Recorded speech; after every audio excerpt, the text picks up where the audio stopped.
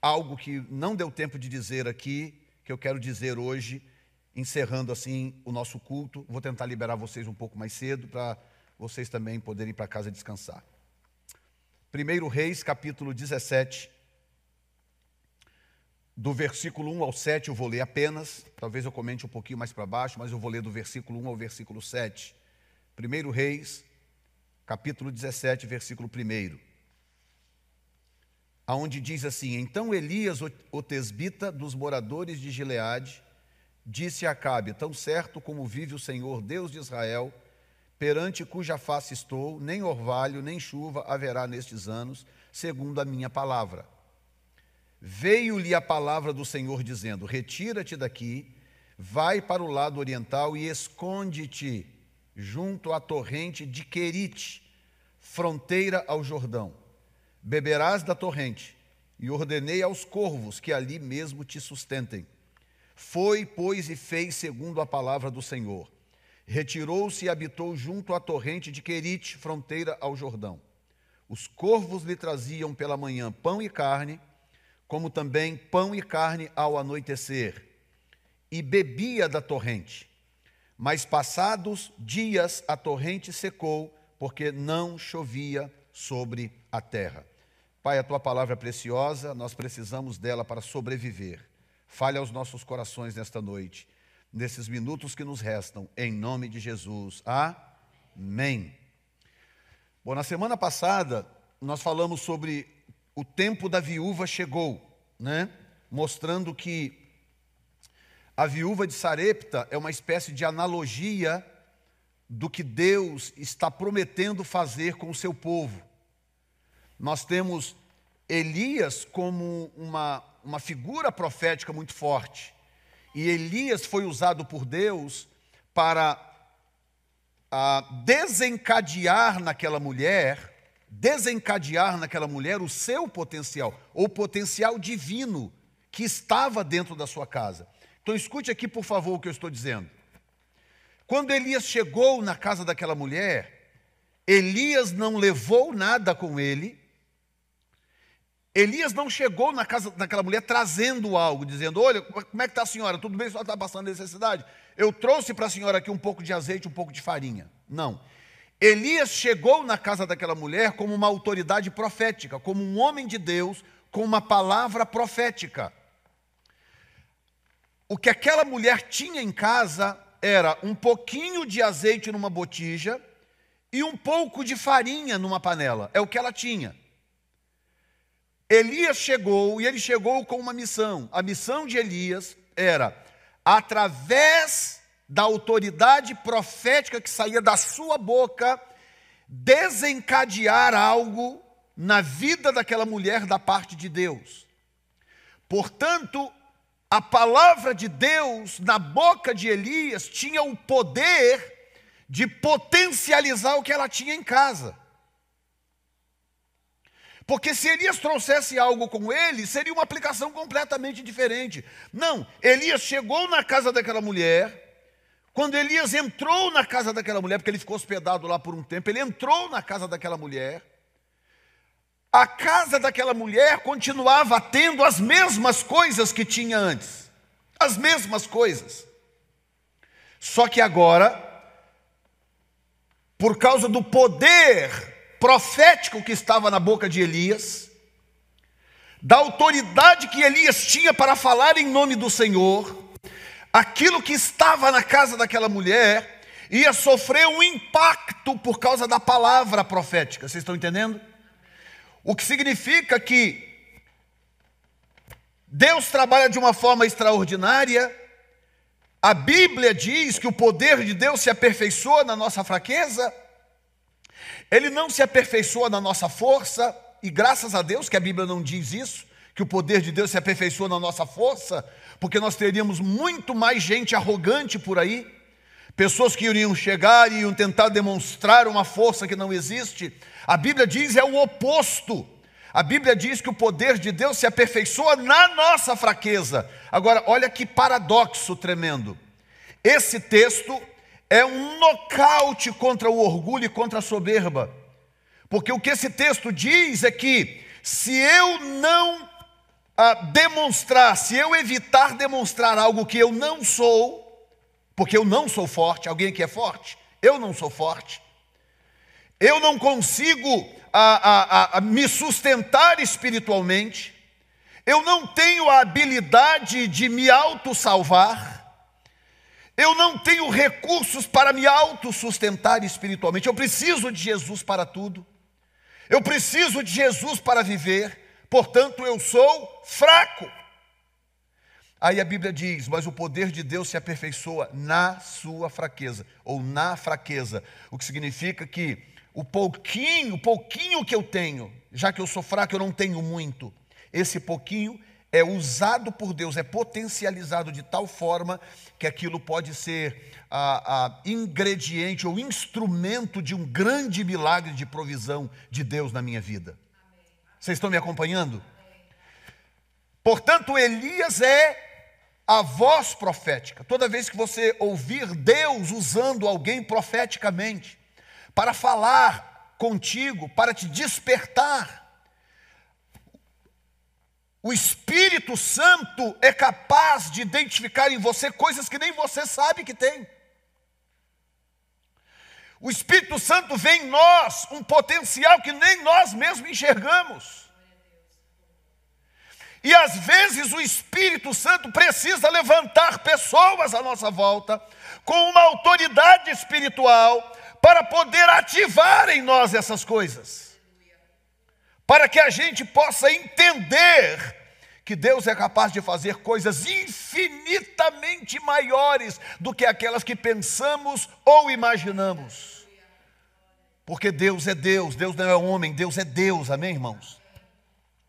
Agora veja bem isso, eu vou voltar um pouquinho agora porque acontece algo interessante com o próprio Elias, que também nos interessa.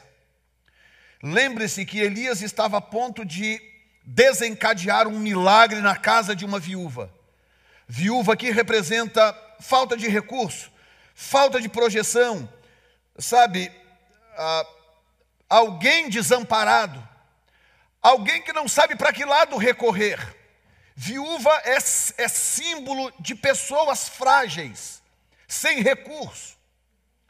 E Elias iria desencadear um milagre na casa dessa viúva, e logo depois disso, olha bem, Elias seria projetado no cenário nacional de uma forma impressionante. Deus iria usar Elias como uma figura nacional para abrir os céus e trazer chuva sobre a nação de Israel. Elias ia ser projetado nacionalmente, de uma forma tremenda. Mas olha o que acontece antes. Verso 2, veio-lhe a palavra do Senhor dizendo, retira-te daqui, vai para o lado oriental e esconde-te junto à torrente do Querite. Olha como que funciona a cabeça, a mente de Deus, pelo menos daquilo que a gente consegue entender. Eu nunca esqueço quando o testemunho que o Benny Hinn contou há um tempo atrás, de que quando ele começou no ministério, que ele queria muito ser usado por Deus, fazer cruzadas. Ele é fruto do ministério da Kathryn Kuhlman, uma mulher do século passado, muito usado por Deus em milagres, em conferências, cruzadas, evangelísticas, etc. Uma mulher muito usada por Deus. O Benny Hinn foi influenciado pelo ministério dessa mulher, e ele viu aquelas coisas, ele queria também fazer as mesmas coisas, ele queria ser usado por Deus daquela forma, e aquilo não acontecia, e Deus tinha promessas na vida dele, de que iria usá-lo dessa forma.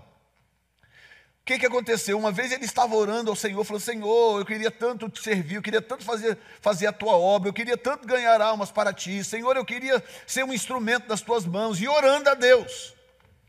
E nisso que ele está orando, o Espírito Santo veio e falou com ele assim, Benny, mais importante para mim do que transformar você num grande obreiro, é ter você como filho.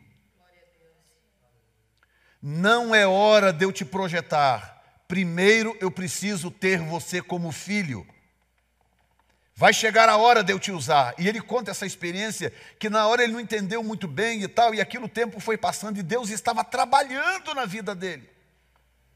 Até que o ministério dele aparecesse, se tornasse um ministério nacional, depois um ministério mundial, e hoje quem não conhece Benny Hinn no mundo inteiro? Mas aquilo mexeu com ele quando Deus falou com ele: Benny, eu não estou preocupado com o que você pode fazer por mim, mais importante para mim é tê-lo como filho. E agora escute bem isto. Quando nós temos talvez a maioria aqui, se não a maioria, né? Todos com certeza não, mas a maioria aqui é pai ou mãe, né? A maioria pelo menos. E quantas vezes nós temos um baby? Agora mesmo, hoje de manhã eu ia lá na Revive, na igreja do pastor Diego, eu iria para apresentar o meu neto, o Joshua, o segundo filho do Diego e da Jane. Aí ele, no final da semana, ele me ligou e falou: pai, o que você acha? Tem essas restrições aí, e esse vírus ele é mais perigoso para pessoas idosas e para crianças, né? Os mais novos aí não tem tanto perigo, muitos aí pegaram esse vírus e a coisa foi como se fosse uma gripe, passou e foi embora. Agora, os idosos, né, de 70 anos para cima e os pequenininhos estão mais dentro da zona de risco. Aí eu achei aquilo interessante, ele me ligou e falou: pai, o que você acha? E eu estava conversando com a Jane, a gente não sabe se adia isto, se a gente insiste assim mesmo e leva ele e apresenta já domingo e tal, o que você acha?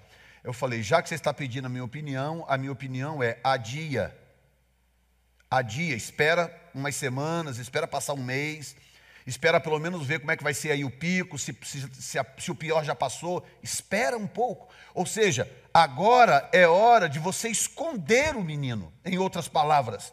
Agora é hora de você esconder a criança. Esconde a criança. Assim que os pais fazem quando nós queremos proteger os nossos filhos. E aí Deus vira para Elias. Elias tinha acabado de se apresentar em Samaria como um profeta, tinha acabado de se apresentar como profeta, ele vem e profetiza que não vai ter chuva. Até então ninguém conhecia Elias, porque Elias é um profeta estranho na Bíblia. Ele aparece como o representante do ministério profético na Bíblia. No Monte da Transfiguração apareceu Moisés representando a lei, e não apareceu Isaías, Jeremias, Ezequiel, Daniel, apareceu Elias. Elias é a representação da voz profética na Bíblia. Mas ele não escreveu livro nenhum. Ninguém sabe como que ele surgiu, quando que Deus o chamou. A gente só sabe o que o texto diz, que ele era das montanhas de Gileade. Nós não sabemos mais nada dele. Era um cara estranho. Vivia pelo deserto, usava pele de camelo, comia gafanhoto. Era um cara estranho, mas era um homem que tinha uma marca de Deus. Agora escute esta: ele chega em Samaria e profetiza que não haveria chuva por causa do pecado do povo. Um cara desconhecido que chega assim e profetiza. E aí sai de lá. Aí Deus diz para ele assim: agora você vai e se esconda lá no Querite. Diga comigo: tem hora que Deus nos esconde dos perigos e das ameaças. Talvez era o que Elias queria? Não, talvez Elias queria o glamour. Poxa, profetizei agora, profetizei para o rei, falei que não vai chover. Agora, talvez ele esperasse o glamour. Ele falou: não é hora de glamour, agora eu preciso esconder você. E às vezes a gente passa períodos na vida da gente. Quem tem chamada de Deus aqui, na verdade todos têm chamada de Deus, mas as chamadas são diferentes. Sabe do que eu estou falando? Períodos em que ninguém te vê, ninguém te nota, ninguém te dá nada, ninguém te chama para nada, ninguém faz nada com você. E quem não entende, escute bem, hein? Quem não entende isso que eu estou te mostrando aqui, usa esse período para murmurar. Ah, porque ninguém gosta de mim, porque o pastor não se importa, o pastor não me nota, que a minha igreja não sei o que lá, que fulano é isso, que fulano é aquilo. As pessoas usam esse tipo de momento da vida para murmurar, porque ela não entende que existem momentos na vida que Deus está nos escondendo. Por isso que ninguém nos vê. Eu passei período da minha vida em que eu falava, meu Deus, o que aconteceu? Será que eu cometi algum pecado muito grave, alguma coisa? Porque nada se encaixava, ninguém me dava oportunidade para nada, ninguém me notava, nada, parece que eu era invisível. Hoje eu olho para trás, com as responsabilidades que Deus me deu e coisas que eu já fiz no passado, eu olho para trás e eu vejo, meu Deus, hoje eu dou graças a Deus. Senhor, obrigado por aquele período escondido no Querite. Porque é o período em que Deus trata o nosso caráter, é o período em que Deus trata as nossas convicções, é o período em que Deus testa os nossos princípios. Hoje a gente estava na escola dominical falando disso, princípios. Como é que Deus vai projetar alguém cujos princípios são duvidosos? Aí tem a história do irmãozinho que estava no monte, orando, né, de joelho, fervoroso, dizendo, Deus, cadê o Deus de Elias? Cadê o Deus de Moisés? Onde está o Deus de Abraão? Aí respondeu uma voz dizendo, eu estou onde sempre estive, mas cadê os Elias? Cadê os Moisés e os Abraãos? Ou seja, a gente acha que Deus está com má vontade, não quer fazer. Poxa, Deus, por que o Senhor não pega aí uns 10 aí, dá para eles aí a unção de Pedro, cuja sombra curava? Na cabeça da gente funciona assim. Poxa, Deus não está muito interessado em salvar o mundo, né? Porque Deus poderia fazer isso muito mais rápido se Ele levantasse uns caras aí violentos, com uma unção assim muito violenta.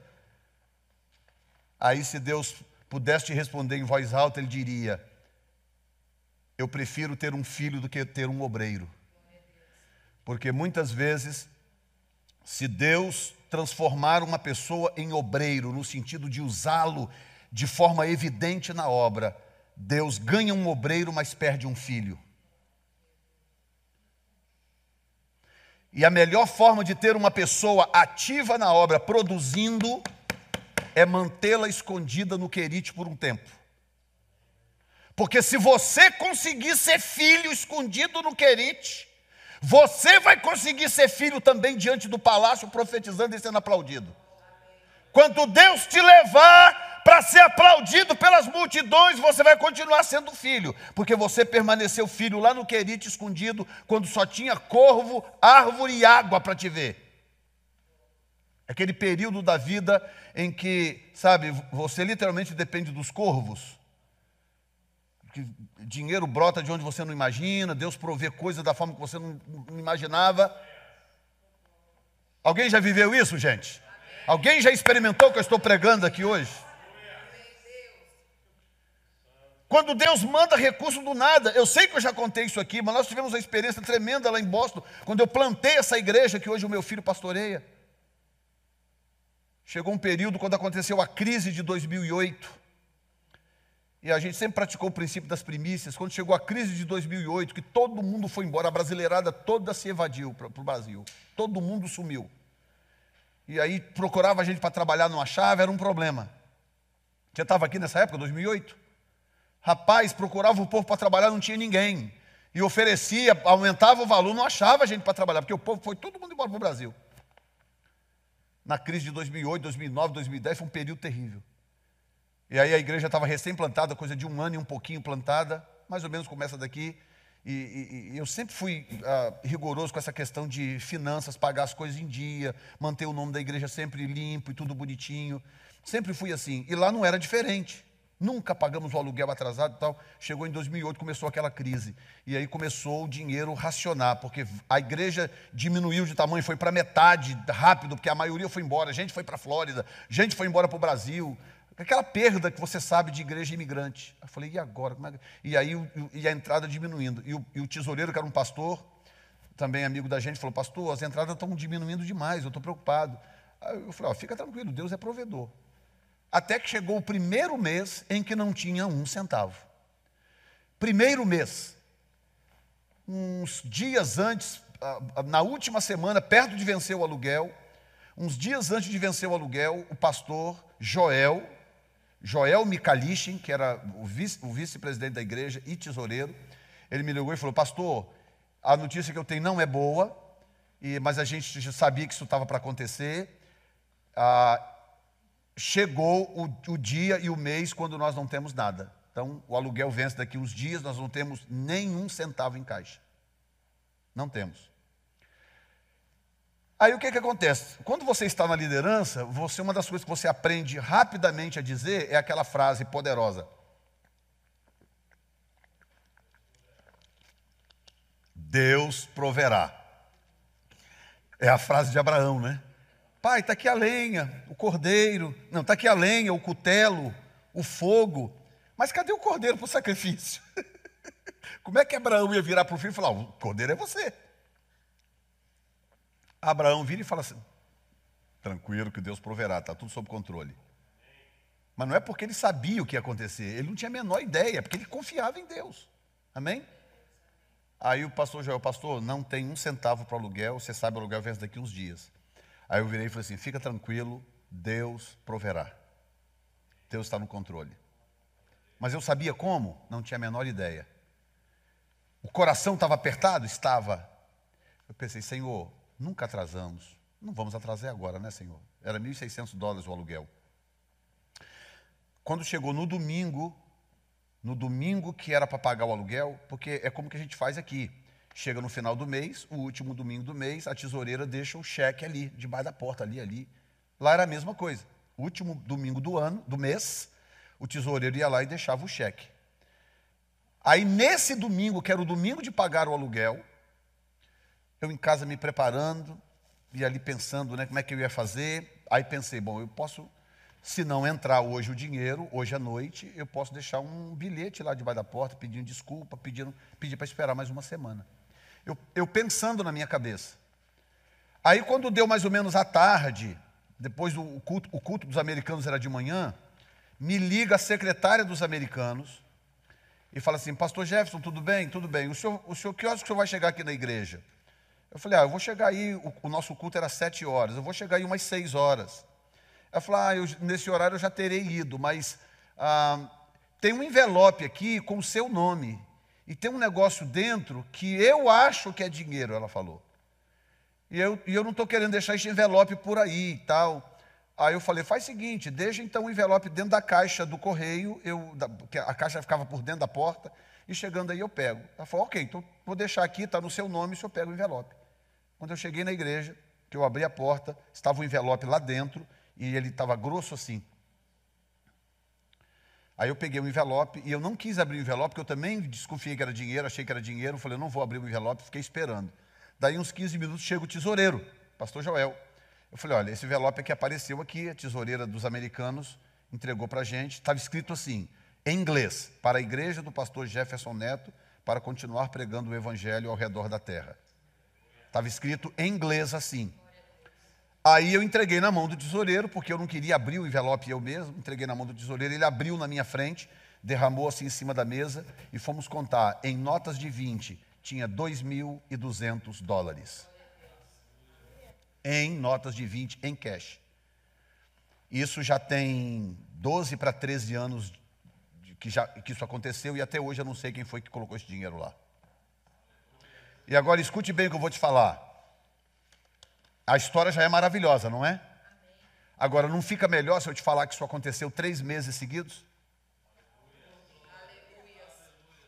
3 meses seguidos. Ia chegando no final do mês, não tinha o dinheiro do aluguel, e eu ali, tá bom, o senhor proveu a primeira vez, ele vai prover a segunda. O que eu não sabia é que Deus ia fazer a mesma coisa. Liga a secretária americana, pastor Gerson, apareceu outro envelope aqui no seu nome. Chegava lá, estava lá o dinheiro do aluguel e mais um pouco. No mês seguinte, a mesma coisa, o dinheiro do aluguel e mais um pouco. E eu lembro direitinho a história do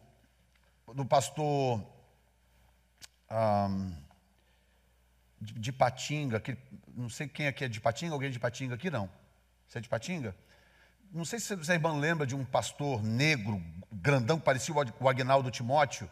Estou tentando lembrar o nome dele. Ele era bem grandão, negro, igual o Aguinaldo Timóteo, inclusive cantava igual o Aguinaldo Timóteo, aquela voz do Aguinaldo Timóteo. E um dia ele contou uma história, que eu ouvi aquela história e eu fiquei assim sentado pensando assim, será que esse pastor não está forçando um pouco a amizade, né? Mas quando eu tive essa experiência agora, eu lembrei exatamente dele. Por quê? Ele contou que ele chegou em Patinga, quando ele foi pastorear a primeira igreja, era uma igreja de coronéis, aquelas famílias que mandavam na igreja. Sabe essas histórias do Brasil, na igreja que tem a família do fulano, do ciclano, que manda na igreja, né? E ele chegou nessa igreja novo, né, para poder pastorear essa igreja. Tinha lá umas 2 ou 3 famílias que mandavam na igreja, que tomavam as decisões, tinha que ser do jeito deles e tal. Aí o pastor queria usar de autoridade e às vezes não podia, porque tinha as famílias que controlavam. E ele era um cara líder, ele chegou e começou a impor liderança. Não, vai ser do jeito da palavra, vai ser do jeito de Deus e tal. Aí essas famílias se reuniram e falaram, é o seguinte, vamos cortar os dízimos, vamos cortar as ofertas, deixa ele minguar até ele ir embora. Porque eles sustentavam a igreja e tinham o dinheiro. E aí ele ficou sabendo, olha, o pessoal se reuniu aí e decidiram que eles não vão dar dinheiro até minguar e você ir embora, porque eles não gostaram de você não. Aí ele falou, ok. Aí foi para o joelho, botou o joelho no chão e falou, Senhor, se o Senhor deixar eu perecer aqui e passar necessidade, é porque o Senhor não é Deus.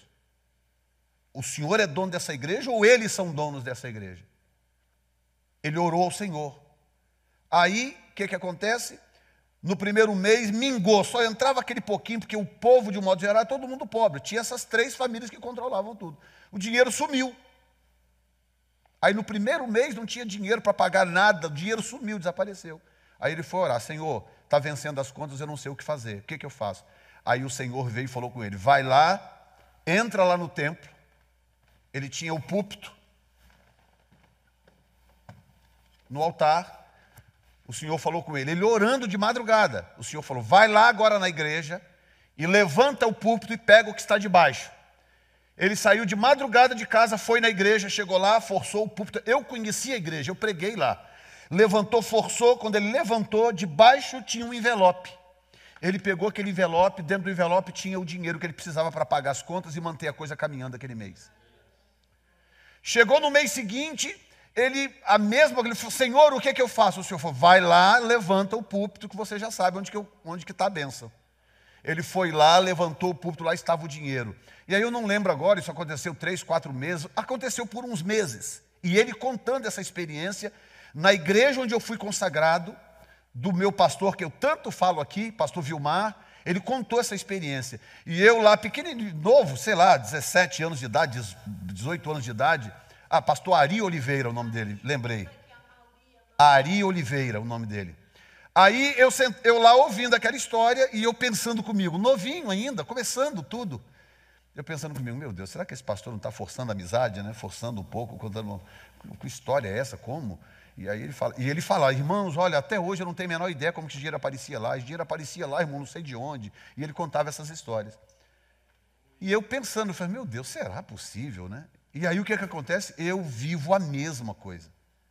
Eu passo pela mesma experiência. A diferença é que ao invés de levantar o púlpito, era na caixinha do correio que o dinheiro entrava.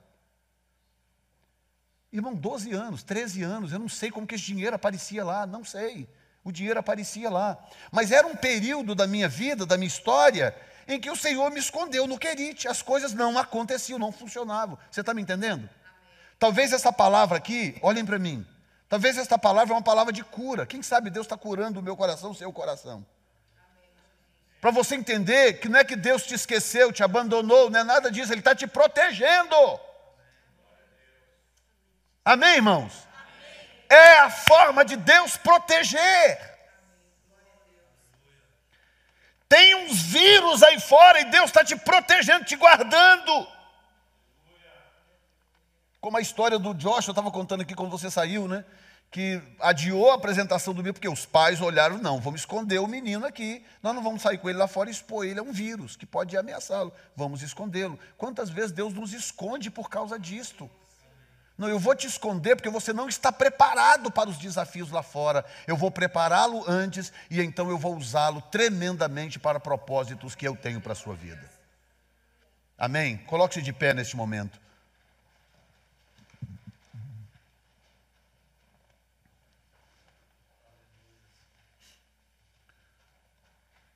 Eu vou terminar dizendo isso aqui.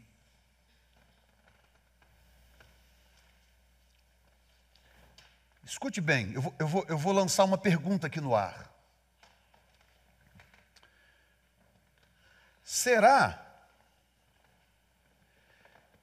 que se Elias não tivesse ficado lá no Querite, comendo pedacinhos de carne, pedacinhos de... Qual o tamanho do pedaço de carne ou do tamanho do pedaço de pão que um corvo é capaz de carregar?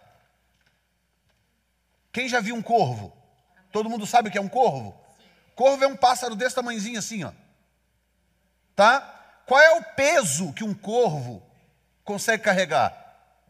Será que ele consegue carregar uma peça de picanha desse tamanho? Um pássaro desse tamanhozinho? Não, ele é desse tamanho assim, ó, pretinho, desse tamanhozinho assim. Muito menor, muito menor. Sem falar que a cauda dele é desse tamanho, né? Ele tem um bico maior, o rabo é grandão, mas o pássaro é desse tamanhozinho assim. Então escute bem. Elias passou um período da vida dele comendo pedacinho de carne assim e pedacinhos de pão, que é o que os corvos carregavam.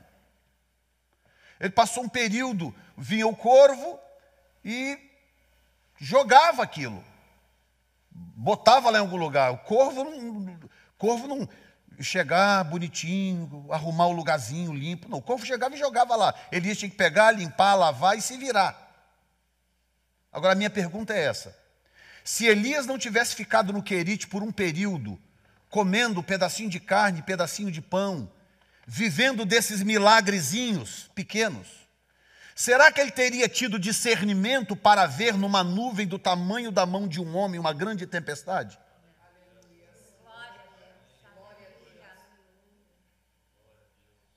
A razão do porquê, quando o moço voltou e falou, eu estou vendo uma nuvem, mas ela é do tamanho da mão de um homem. Elias falou, então desce correndo que está vindo chuva aí. Ele conseguiu enxergar numa nuvem desse tamanhozinho um milagre enorme. Porque durante um tempo ele viu em coisas pequenas o milagre de Deus, o milagre da provisão. Está entendendo, meu irmão? Deus quer que você enxergue o milagre nas coisas pequenas. Coisas pequenas que Ele manda ao seu encontro para mostrar para você, eu estou cuidando de você. Não te esqueci e não te abandonei, diz o Senhor. Pai, nós queremos te glorificar nesta noite.